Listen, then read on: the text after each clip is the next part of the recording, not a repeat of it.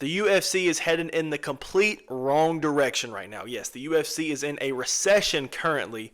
They were heading towards a depression if it wasn't for UFC 314.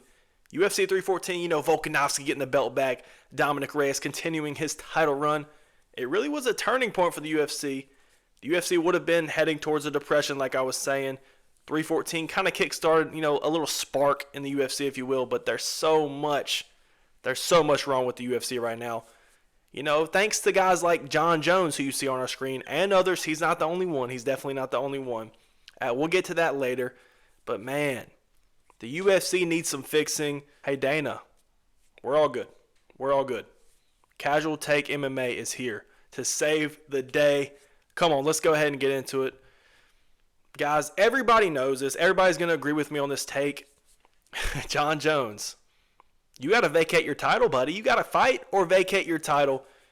When you get to a certain point like Jon Jones, obviously the GOAT of the sport, I would say you can have, you can kind of pick your fights, pick and choose your fights, right? To an extent. Definitely to an extent. I don't think you can do that when you have a title and you're holding up the heavyweight division, which is already the worst division in the UFC, and you're ducking the interim champion. That's a whole nother story. Hold up. Dana. Why are we allowing Tom Aspinall to become interim champion and defend his interim championship while Jon Jones sits on the sidelines, bro? What are we doing? What are we actually doing? Jon Jones, you can pick your fights as long as you don't hold the title. If you want to, fight Old Man Stipe, which that fight, we'll get to that later as well. If you want to fight a guy like Old Man Stipe or whoever else, vacate the title. Go for it, Call out whoever you want as long as that title goes to Tom Aspinall's hands, bro.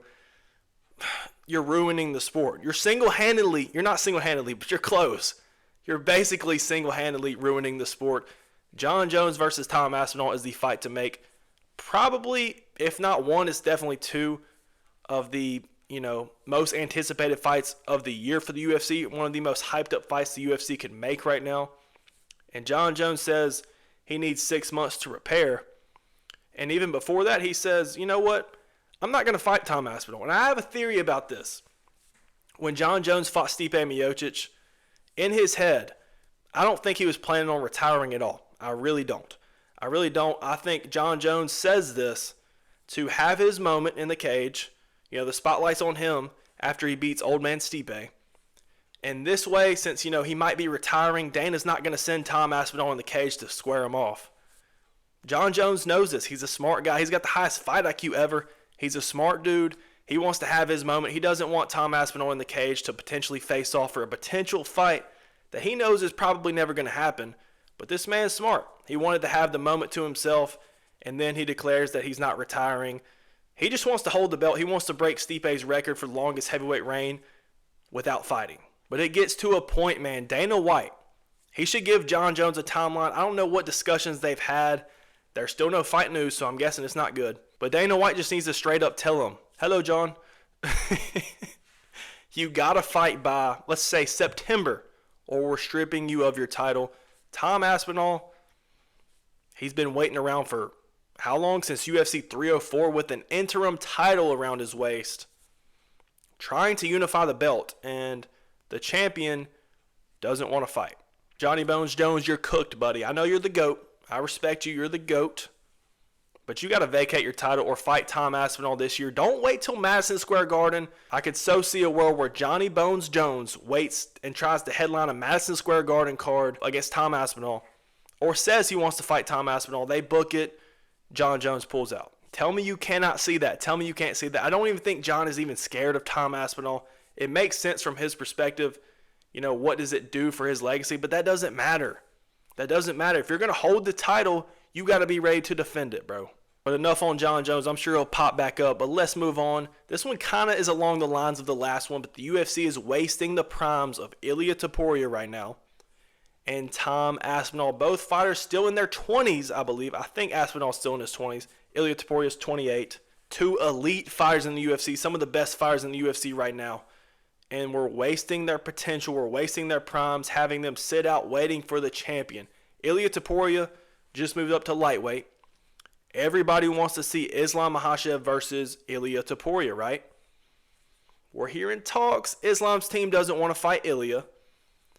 And Ilya's not going to fight anybody unless it's for a world title because the UFC apparently promised Ilya Topuria a title fight after he vacated his featherweight title. And then obviously for Tom Aspinall, he's sitting here with the interim belt waiting around for Jon Jones to unify the belt. Even if he doesn't fight Jon Jones, this man wants to fight.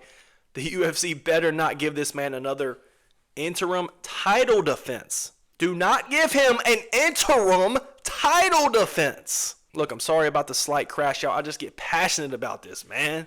The UFC is wasting. I love Tom Aspinall. One of my favorite fighters. They're wasting him. The heavyweight division already sucks. It sucks. Just go ahead and boot Jon Jones. If he wants to come back when he's ready, if he really needs 6 months to prepare, strip him of the title. Let Tom Aspinall get a real title defense. And then Jon can come back later in the year or next year. But then going back to Ilya Topuria versus Islam, the UFC just has to push the contracts in their face. Islam doesn't want to fight Ilya, or his team has come out and said that. Ilya wants to fight Islam. He doesn't want to fight anybody else unless Islam happens to vacate, which is very possible. But guys, the UFC, Dana White needs to put his foot down. Slide the contracts to Jon Jones and Tom Aspinall. Slide the contracts to Ilya and Islam. And if Islam or Jon Jones doesn't sign it or doesn't want to fight the other one, I don't know if it's too harsh, man, but make him vacate the belt. I'm going to be honest, that's how I feel. If you're the UFC champion, if you're the best in the world, why not defend your title? You're the best in the world for a reason. You should be able to win, right? Why are you scared to defend your title against another challenger if you're the best in the world? And I'm not even saying Islam's scared. I'm not even saying Jon Jones is scared, but please, Dana, give them the contracts. I guarantee you if you put the contract in front of Islam's face, okay, I'm not going to say I guarantee it, but I don't believe Islam would just not sign it. I think he would accept the fight if he's not moving up to welterweight. I don't think he's going to duck anybody like that. His team's coming out saying all this. Let me remind you. Islam has not said anything about this. I think they're trying to avoid the fight, but if the contract's there, I do believe Islam will sign it, and obviously Ilya will sign it. And I don't know about Jon Jones on the other side. That's a wild card right there. But let's go ahead and simplify it, bro. Strip him of his title and let him come back whenever he wants to, or he can ride off into the sunset being the GOAT of the sport. And on top of all of this, these are the two biggest fights the UFC could make right now. There's no Conor McGregor fight to make. Conor McGregor's never coming back.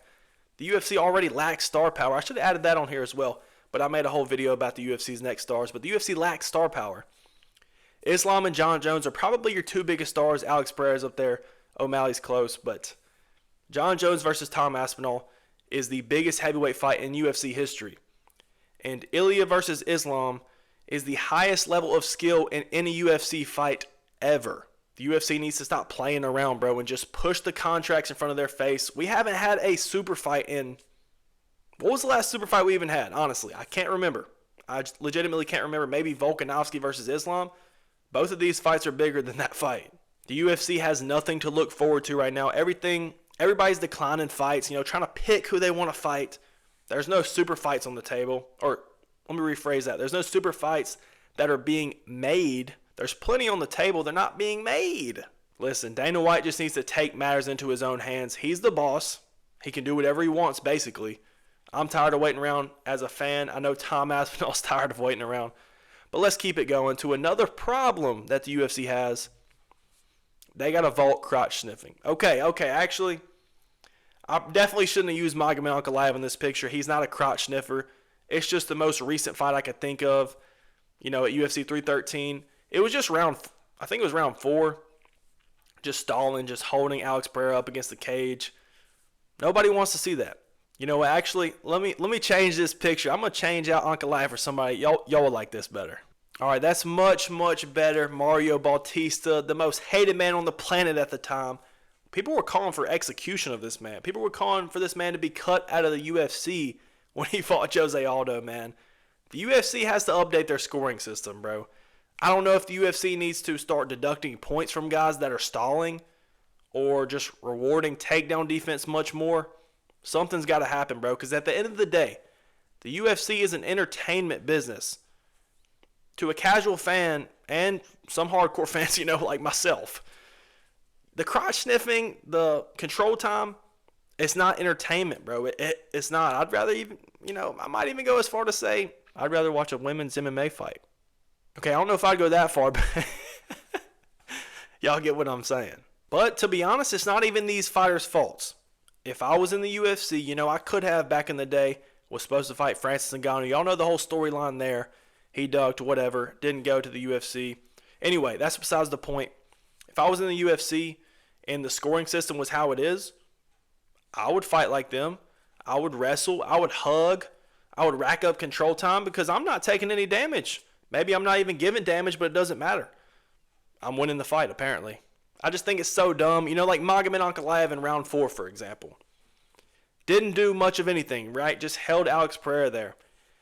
You can't score the round for Alex, but it's like, should we just score it as a draw at this point? Just for round 4. If there's nothing being done, somebody's just hugging somebody, either make it a draw or give it to Alex Pereira for that round. Just because this could, kind of push guys away from using that strategy.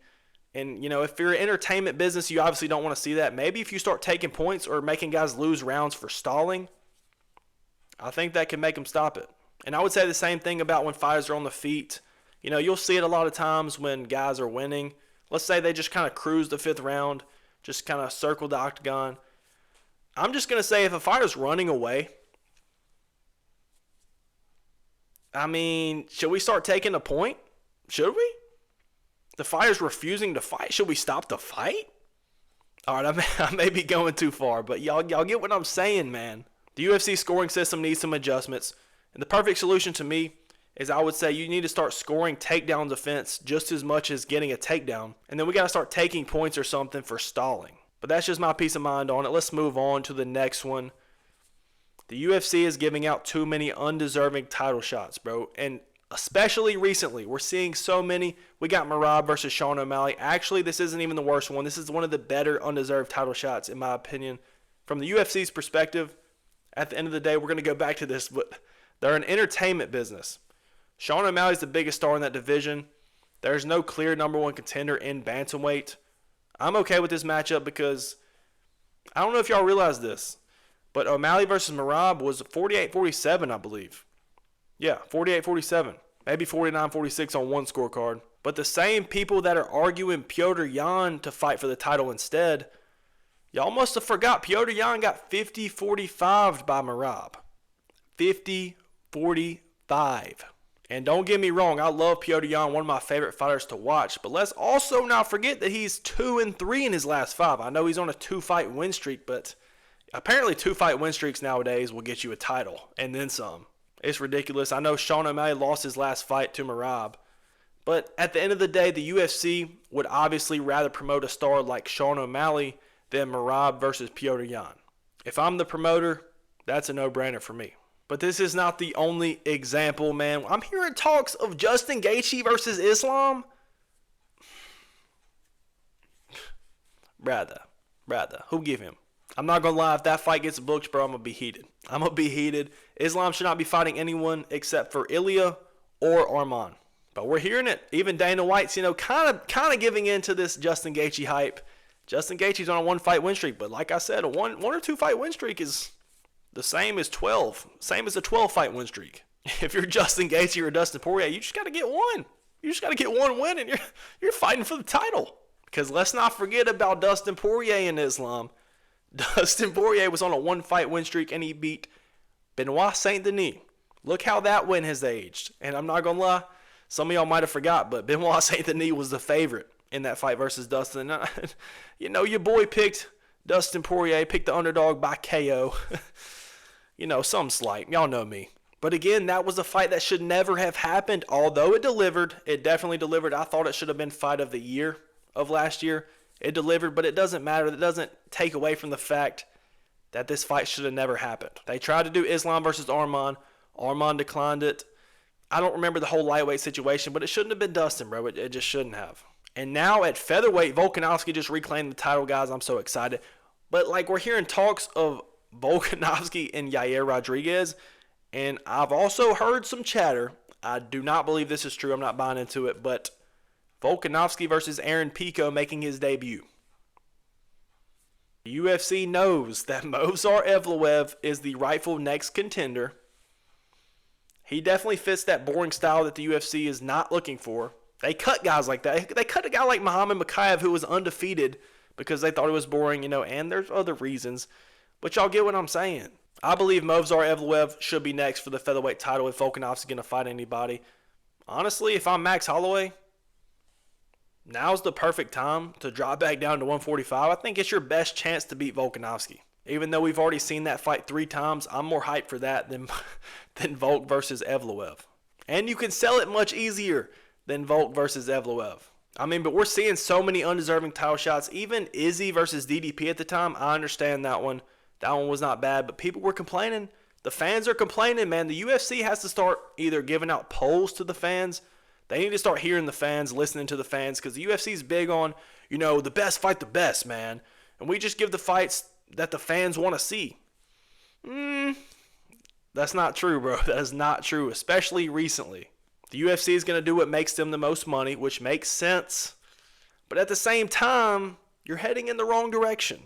Everything surrounding the UFC as of recent has been negative. The UFC media, UFC personalities all over the world are always just hating on the UFC, and rightfully so. I think the UFC really has to do something, bro. They really got to do something because we're in a recession right now. We obviously don't have any big stars in the UFC. So let's just book the right fights. You have super fights on the table to surpass last year, and we're not making it for whatever reason. But that's just a piece of my mind. That's my problem with the UFC. Obviously, I should be the next Dana White. I probably will be the next Dana White. But y'all let me know in the comments if y'all disagree with anything that I've said. Let me know how you feel about these topics, what the UFC should do differently. And be sure to click that like button, hit that subscribe button as well. And we out.